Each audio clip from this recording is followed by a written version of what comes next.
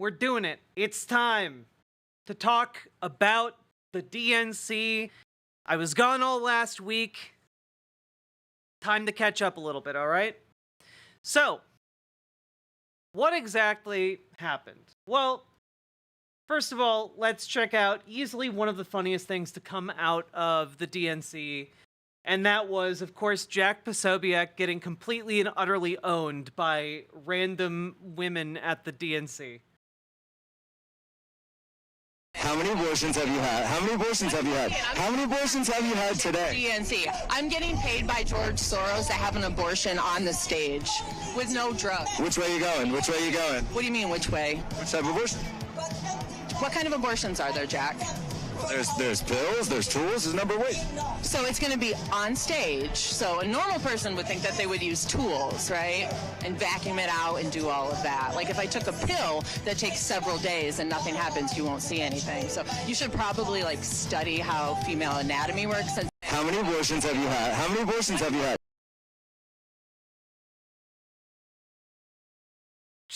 Just like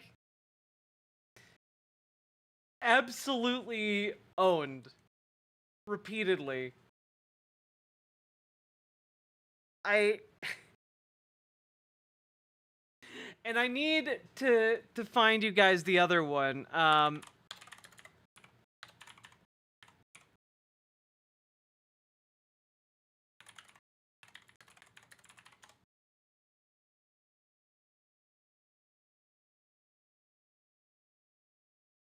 Yeah, here we go.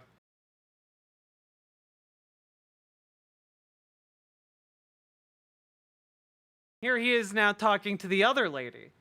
Causing you this mental distress and anguish. I understand why we need into the abortion ban. Like what? Oh, because you're with the guys who are with the vasectomies. You're on the vasectomy side of it. RFK story with the whale. Can we watch the famous exploding whale news clip? KEKW. Maybe after this. I'm not fucking anybody currently. So like I don't understand. Do you understand? They will cut this if there's language. I do. You don't fuck, Jack. All right. To you. That's one of the things that we have. I can, but we can't have the language. Can't have the language. Keep it classy. I was saying that my language is because you can't stream, but you're here. All right, they're telling me they're gonna cut it. Busted for harassing children. Causing you this mental distress and anguish. Then walk away then, asshole. Is like so iconic. It's so iconic. Why is his mic so bad? Genuinely, I have no idea. He should have enough money to have a decent mic. I have a decent mic, and I have almost no money.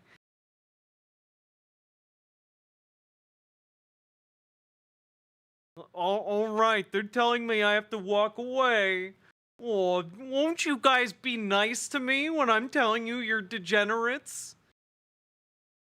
No, walk away, asshole. Iconic. Heroines of the DNC. Also, we're not going to watch his speech. But Obama did make a Trump dick joke, and I think it's pretty good. This weird obsession with crowd sizes.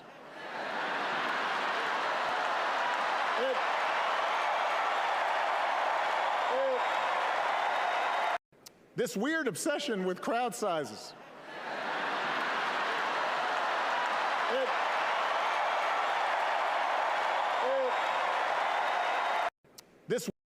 The best part about this is that Donald Trump saw this and forever, this is going to live in his head. Like, Donald Trump will never, ever, ever let go of the rage he feels about this comment. Good night, PC Schwarz.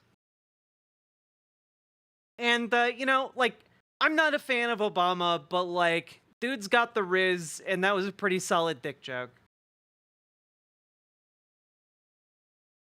I'm not mad at it. But now let's get to the first speech that we're going to cover. And of course, it's going to be AOC's speech. I think I watched this. It's one of the few that I actually watched while I was away from stream. It's really solid.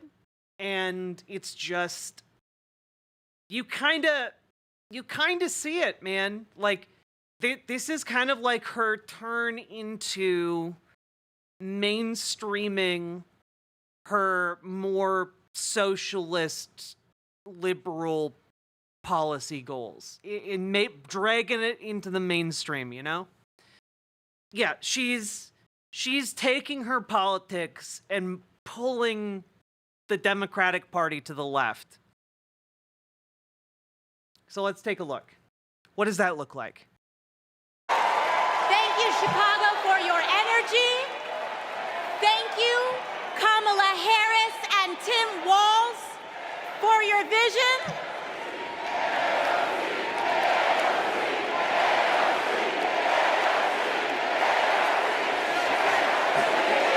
Thank you. Thank you. Thank you. Thank you, Chicago, for your energy. Thank you, Kamala Harris and Tim Walz, for your vision. And thank you, Joe Biden, for your leadership.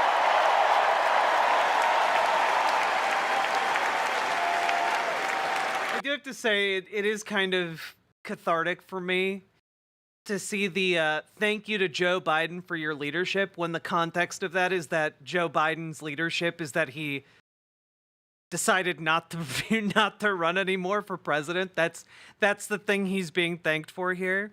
You know, it's you know, I can appreciate that. You know, 6 years ago, I was taking omelet orders as a waitress in New York City. I didn't have health insurance. My family was fighting off foreclosure, and we were struggling with bills after my dad passed away unexpectedly from cancer. Like millions of Americans, we were just looking for an honest shake. And we were tired of a cynical politics that seemed blind to the realities of working people. It was then, only through the miracles of democracy and community, that the good people of the Bronx and Queens chose someone like me to elect them in Congress.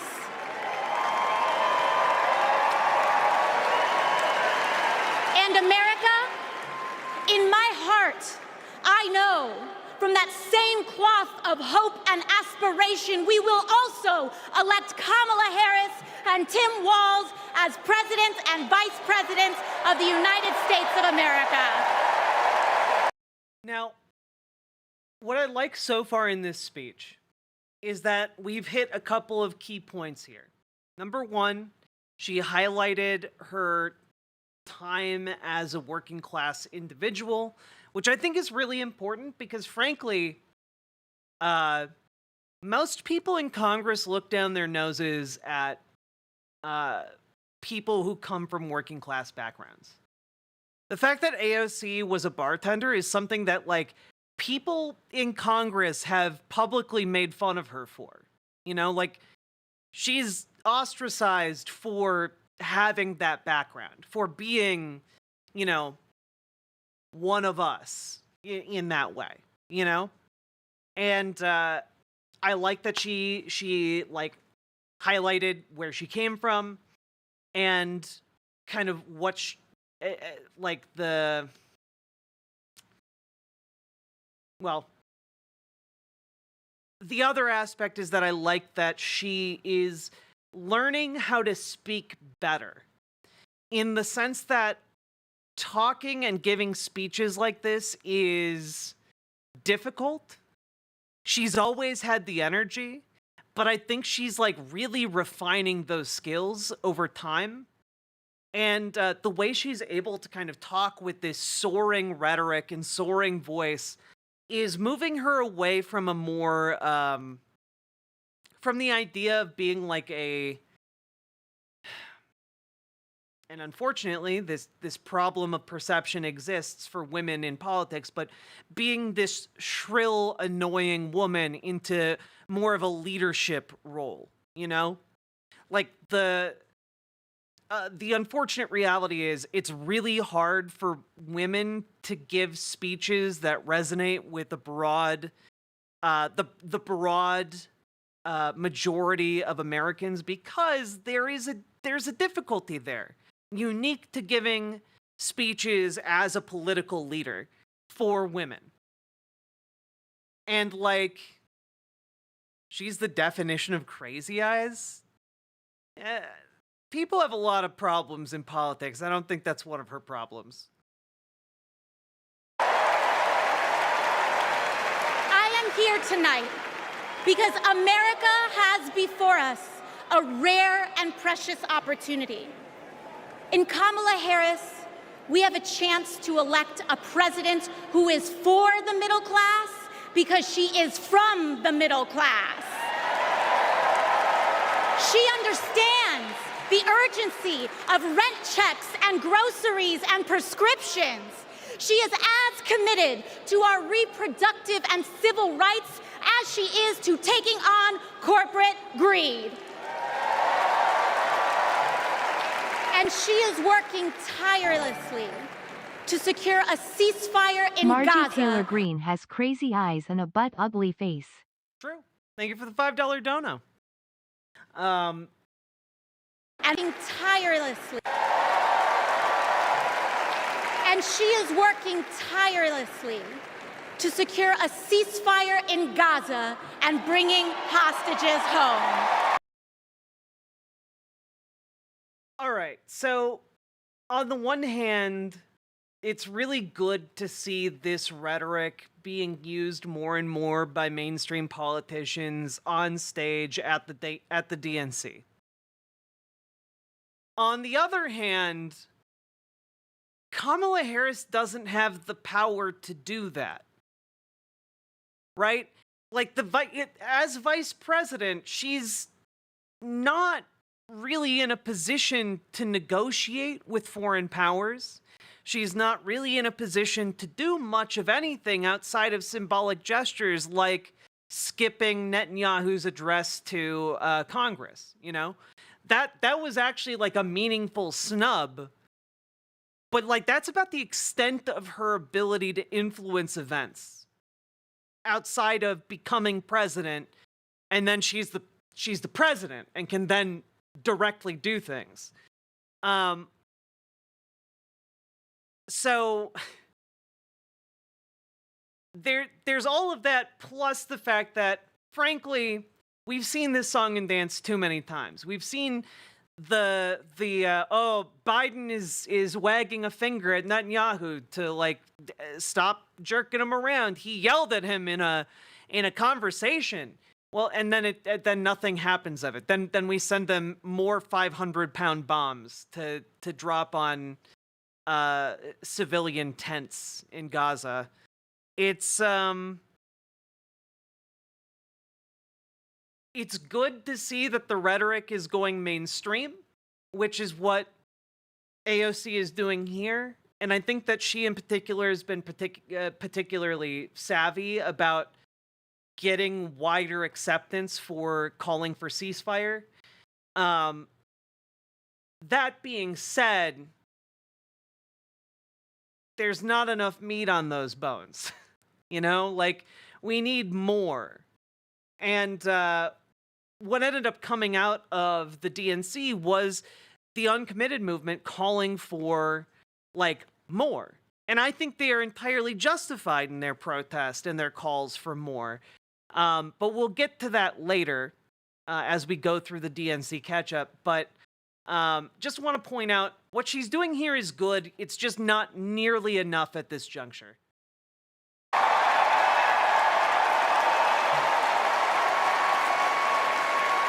In Kamala Harris, I see a leader who understands. I see a leader. Yeah, exactly. Like, Nomi Sunrider, like, every reason in the world currently exists to trigger the Leahy law. Like, the guy who wrote it, like, says that it should be invoked, and we just haven't done that. And I think that the second we cut off material aid, the second we like move our supporting military units away from Israel, like, as the second we rescind this diplomatic shield we've extended to them, is the second that they are going to change their tune. But until that happens, until those material things happen, it's all just hot air that they can ignore. With a real commitment to a better future for working families. And Chicago, we have to help her win. Because we know that Donald Trump would sell this country for $1 if it meant lining his own pockets and greasing the palms of his Wall Street friends. And I, for one, am tired of hearing about how a two-bit union buster thinks of himself as more of a patriot than the woman who fights every single day to lift working people out from under the boots of greed, trampling on our way of life. Like, you see what I mean by, like, she's up to her like, rhetorical and speaking game. Like, this is, I think, a better, like, she's able to project more power into her rhetoric, and it's pretty inspiring and cool to see. Like, I feel it. And I'm just pausing to address Dragonfly's comment. Sadly, don't see the possibility of that till Kamala wins. Yeah, no material conditions are going to change on the U.S.'s end relating to Israel and Gaza until Kamala Harris is in office. That's really the main catalyst of when change can begin, because Joe Biden has, I think by this point, solidly proven that he is ideologically committed to the eradication and ethnic cleansing of Palestinians in Gaza. Like, there's been absolutely no steps whatsoever on his part. And you guys know I held out a lot longer. I held a lot rosier view of, like, how geopolitical conversations happen, but it's been far too long. The actions haven't been taken. The exits haven't been explored. It's just been flooring the gas pedal and driving off that cliff.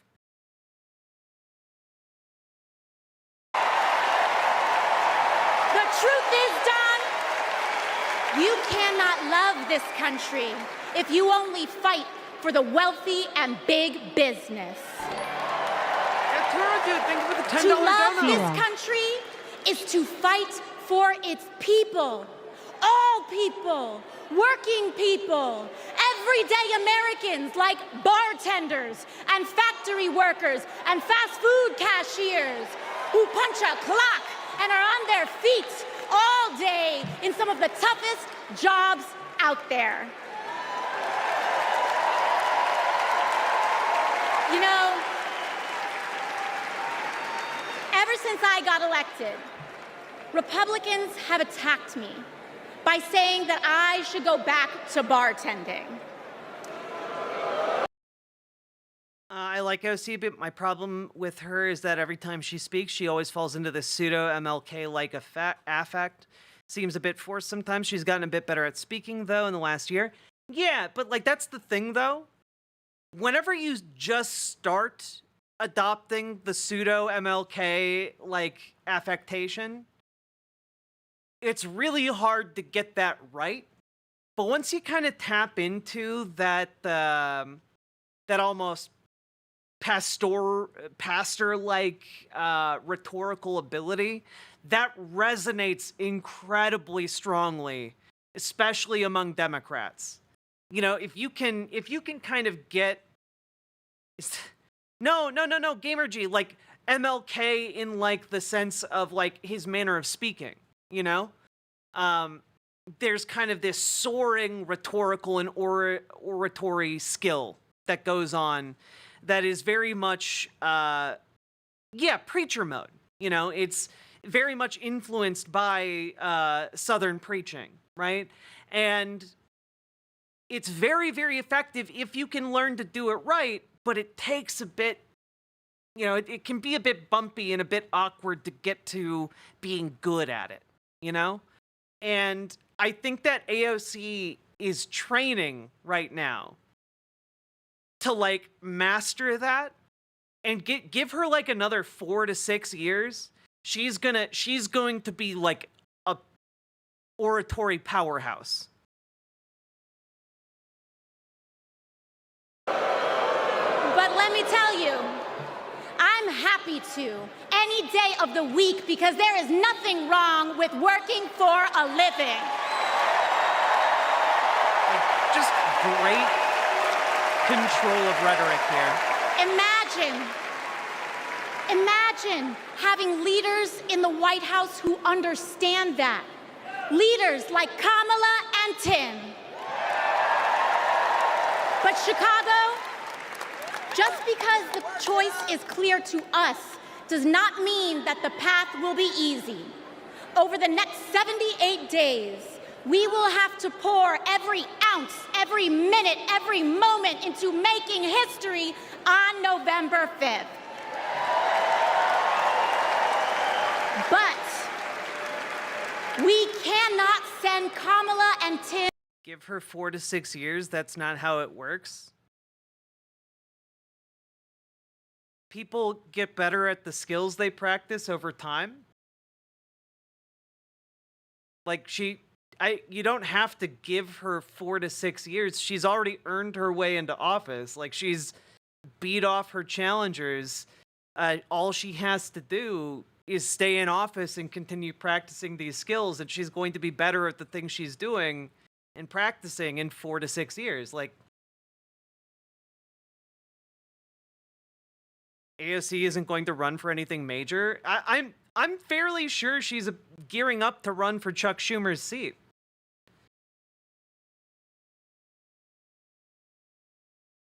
Him to the White House alone. Phrasing? Oh. You know I didn't mean it like that. Together, we must also elect strong Democratic majorities in the House and in the Senate so that we can deliver on an ambitious agenda for the people. Because if you are a working parent trying to afford rent and Chuck Schumer's a hack? Well, then it'll be easier to replace him with AOC. childcare, Kamala is for you. If you are a senior who had to go back to work because your retirement didn't stretch far enough, Kamala is for you. Oh, yeah, her voice won't change, but you know what? You know who had an irritating voice and was a great orator anyway? Abraham fucking Lincoln. People disliked his irritating, scratchy, screechy voice, but he was able to speak very well and very persuasively, and frankly, that's what matters. And I think she has a better voice than Abraham Lincoln. So let's just move on. Abraham Lincoln. Did you guys not know this? Did you guys not know that Abraham Lincoln had like an unpleasant voice?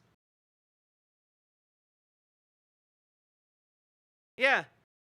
The people who have described his voice say it was not a pleasant one to listen to. Yeah. Did they have recording devices back then? They had very early ones, like in labs, but not ones that were recording the president until like, capable of recording the president until like a couple years after his assassination. If you're an immigrant family just starting your American story, Kamala is for you. America. Are people upset with AOC's voice? There is again, this is what I was referring to. Like, women speakers tend to have a lot of challenges to overcome in American political context because there's a perception if you have a higher voice like AOC's that you are weaker, more effeminate, less tough, etc., etc., etc.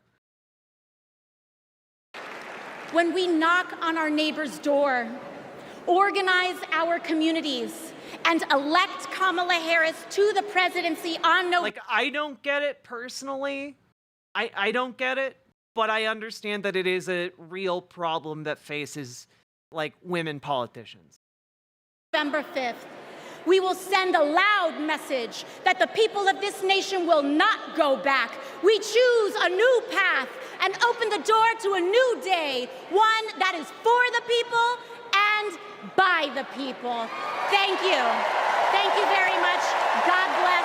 God bless you all.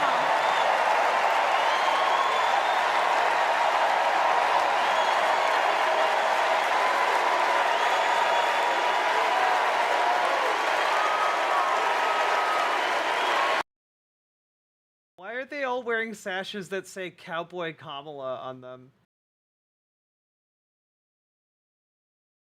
I don't understand the fashion choices of DNC attendees.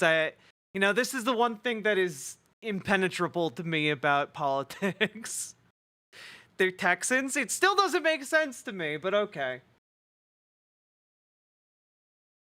Wait, did they make you wear outfits at the DNC if you are from different places? Like, did they make you cosplay as caricatures from your state? I can kind of get behind that.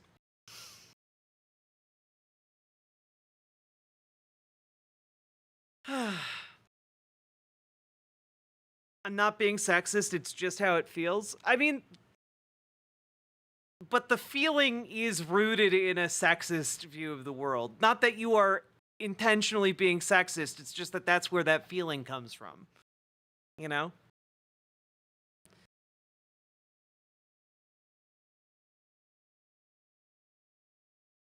It's a reference to what Beyonce's Cowboy Carter. Man, again, impenetrable to me. I don't know music. It's fine.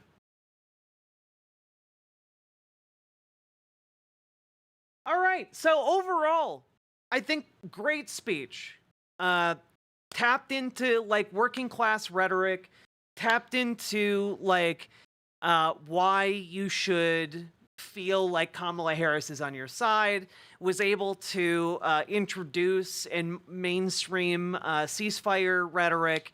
I think overall, good speech, indicates that she's done a lot of growing and is going to continue to do so as she takes aim at Chuck Schumer's Senate seat. And frankly, after some years in the Senate, I could see her going for governor of New York or even the presidency. I think those are both very, very within her reach. Like, she's been in politics for an incredibly short period of time relative to other, like, sitting members of Congress. And she acts like someone who's already been there for, like, 20 years.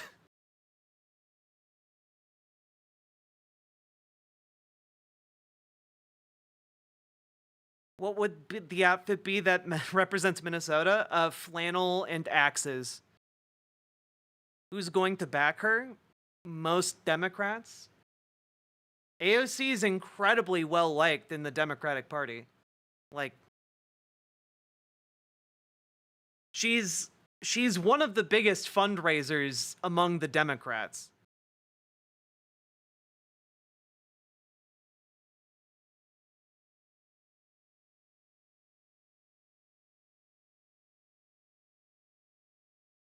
Dems might not have a party after November. That's just silliness. That's a silly idea. Why are you being silly?